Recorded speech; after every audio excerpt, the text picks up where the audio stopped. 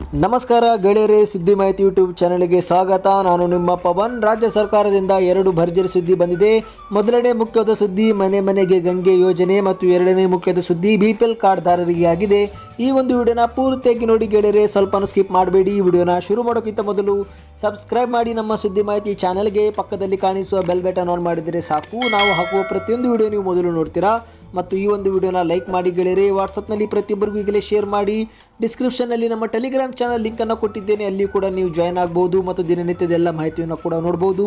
ಮತ್ತು ನಮ್ಮ ಚಾನಲ್ಗೆ ಸಬ್ಸ್ಕ್ರೈಬ್ ಮಾಡಿದರೂ ಕೂಡ ದಿನನಿತ್ಯದ ಎಲ್ಲ ಮಾಹಿತಿ ನೀವು ನೋಡುತ್ತೀರಾ.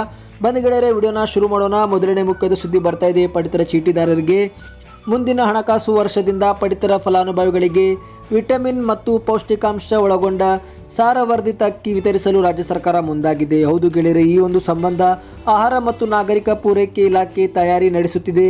ಪ್ರಾಯೋಗಿಕವಾಗಿ 4-5 ಜಿಲ್ಲೆಗಳಲ್ಲಿ ಈಗ ಈ ಒಂದು ಸಾರವರ್ಧಿತ ಅಕ್ಕಿ ಅಂದರೆ ಪೋರ್ಟಿಫೈಡ್ ಅಕ್ಕಿ ಅಂದರೆ ಉತ್ತಮ ಗುಣಮಟ್ಟವಾದ ಅಕ್ಕಿಗಳಿರೆ ಇದನ್ನು ವಿತರಿಸಲು ಈಗ ನಮ್ಮ ಸರ್ಕಾರ ಯೋಚಿಸಿದೆ. ಯಾಕಂದರೆ ಕೇಂದ್ರ ಸರ್ಕಾರ ಈ ಒಂದು ಯೋಜನೆಯನ್ನು ಫೆಬ್ರವರಿ 2019ರಲ್ಲಿ ಅನುಮೋದಿಸಲಾಗಿದೆ ಮತ್ತು ಇದಕ್ಕಾಗಿ 3 ವರ್ಷಗಳಿಗೆ 174 ಕೋಟಿ ಕೂಡ ಮೀಸಲಿಡಲಾಗಿದೆ. ಗೆಳೆಯರೆ, ಕೇವಲ 5 ರಾಜ್ಯಗಳಾದ ಆಂಧ್ರ ಪ್ರದೇಶ, ಗುಜರಾತ್, ಮಹಾರಾಷ್ಟ್ರ, ತಮಿಳುನಾಡು ಮತ್ತು ಛತ್ತೀಸ್ಗಢದಲ್ಲಿ ಈ ಒಂದು ಯೋಜನೆ ಅಂದರೆ ಸಾರವರ್ಧಿತ ಅಕ್ಕಿ ವಿತರಿಸುತ್ತಿದ್ದಾರೆ. ಈಗ ಕರ್ನಾಟಕದಲ್ಲಿ ಕೂಡ ಈ ಒಂದು ಅಕ್ಕಿಯನ್ನು ಪಡಿತರ ಫಲಾನುಭವಿಗಳಿಗೆ ನೀಡುವ ಮೂಲಕ ಅಪೌಷ್ಟಿಕತೆ ಸಮಸ್ಯೆಯನ್ನು ನಿವಾರಿಸುವುದು ಈ ಒಂದು ಯೋಜನೆಯ ಉದ್ದೇಶವಾಗಿದೆ. ಗೆಳೆಯರೆ, ನೀವು ಕೂಡ BPL ಕಾರ್ಡ್ದಾರರಾಗಿದ್ದರೆ ಕಮೆಂಟ್ನಲ್ಲಿ ಎಸ್ ಅಥವಾ ನೋ ಎಂಬುದನ್ನು ನೀವು ಹೇಳಬಹುದು. ಗೆಳೆಯರೆ, ಇದರಿಂದ ನಮಗೊಂದು ಉತ್ತಮವಾದ ಫೀಡ್ಬ್ಯಾಕ್ ಸಿಗುತ್ತದೆ.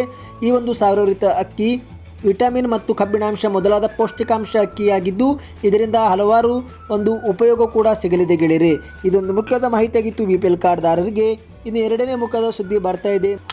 ಮನೆ ಮನೆಗೆ ಗಂಗೆ ಯೋಜನೆ. ಹೌದು ಗೆಳೆಯರೆ, ಮುಂದಿನ 3 ವರ್ಷಗಳಲ್ಲಿ ರಾಜ್ಯದ 91.19 ಲಕ್ಷ ಗ್ರಾಮೀಣ ಕುಟುಂಬಗಳಿಗೆ ನೀರಿನ ಸಂಪರ್ಕ ಕಲ್ಪಿಸಿಕೊಡಲಾಗುವುದು ಎಂದು ಗ್ರಾಮೀಣಾಭಿವೃದ್ಧಿ ಮತ್ತು ಪಂಚಾಯತ್ ರಾಜ್ ಸಚಿವರಾದ KS ಈಶ್ವರಪ್ಪ ಅವರು ತಿಳಿಸಿದ್ದಾರೆ. ಗೆಳೆಯರೆ, ಸುದ್ದಿಗೋಷ್ಠಿಯಲ್ಲಿ ಮಾತನಾಡಿದ ಇವರು ಪ್ರಸ್ತುತ ಸಾಲಿನಲ್ಲಿ ಅಂದರೆ 2021ರಲ್ಲಿ ಈ ಒಂದು ಯೋಜನೆಯನ್ನು 23.57 ಲಕ್ಷ ಕುಟುಂಬಗಳು ಸಂಪರ್ಕ ಪಡೆಯಲಿದೆ ಮತ್ತು ಈ ಒಂದು ಮೂಲಕ ಗ್ರಾಮೀಣ ಪ್ರದೇಶದ ಪ್ರತಿ ವ್ಯಕ್ತಿಗೆ ದಿನಕ್ಕೆ 55 ಲೀಟರ್ ಶುದ್ಧ ಕುಡಿಯುವ ನೀರು ನೀಡಲಾಗುವುದು ಎಂದು ಹೇಳಿದ್ದಾರೆ. ಗೆಳೆಯರೆ, ಈಗ ಕರ್ನಾಟಕದಲ್ಲಿ ಹಲವಾರು ಜನರಿಗೆ ನೀರಿನ ಒಂದು ಸಮಸ್ಯೆಯಾಗಿದ್ದು ಈ ಒಂದು ಸಮಸ್ಯೆಯನ್ನು ಪರಿಹರಿಸಲಿಕ್ಕೋಸ್ಕರ ಮನೆ ಮನೆಗೆ ಗಂಗೆ ಯೋಜನೆಯನ್ನು ತರುತ್ತಿದ್ದಾರೆ. ಗೆಳೆಯರೆ, ಕೇಂದ್ರ ಸರ್ಕಾರದ ಜಲ ಜೀವನ್ ಮಿಷನ್ ಯೋಜನೆಯನ್ನು ಮನೆ ಮನೆಗೆ ಗಂಗೆ ಹೆಸರಿನಲ್ಲಿ ಅನುಷ್ಠಾನಗೊಳಿಸಲಾಗುತ್ತಿದೆ ಅಂತ ಕೂಡ ಅವರು ಹೇಳಿದ್ದಾರೆ.